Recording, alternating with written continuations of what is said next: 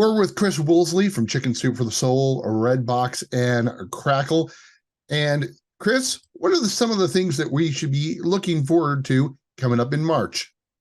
Oh, we've got a lot of great stuff coming up on Crackle, Redbox, and Chicken Soup for the Soul. So obviously, March is Women's History Month. So on Chicken Soup for the Soul, we've got a ton of great women's history content coming. Gosh, I'm trying to think. We have Grace of Monaco, which is a fantastic film starring Nicole Kidman, Tim Roth, and Frank Langella that tells the story of Princess Grace. We have, let's see, Heartbreakers with Sigourney Weaver and Jennifer Love Hewitt, which is a really fun story about the two of them, and they're kind of these like a female scam duo. Really fun stuff. But if you're looking for like more normal women's history fare, we have both movies that are about famous women, whether it's Florence Nightingale or we have a great Ruth Bader Ginsburg documentary, but we also have a lot of films that are starring legendary women. So Katharine Hepburn in On Golden Pond, which was one of my absolute favorites. The Carol Burnett Show, which, Carol Burnett was one of the most groundbreaking female comedians of all time. But on Crackle, we've got a ton of great stuff. We have a lot of sci-fi coming in March. We have the series Farscape, which was a sci-fi series.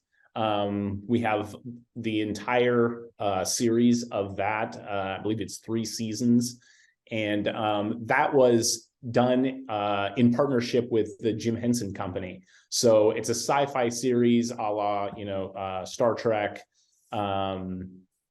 Stargate, one of those, but it has a ton of amazing puppetry going on in it. It's a really, really great series. It was Australian made.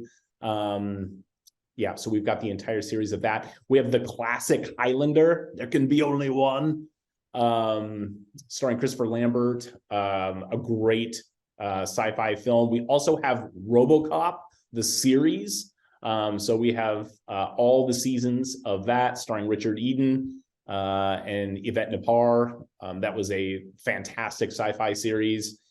And then what does set us apart? You asked kind of how do we set ourselves apart, and another of the ways that Crackle sets itself apart is by having original content.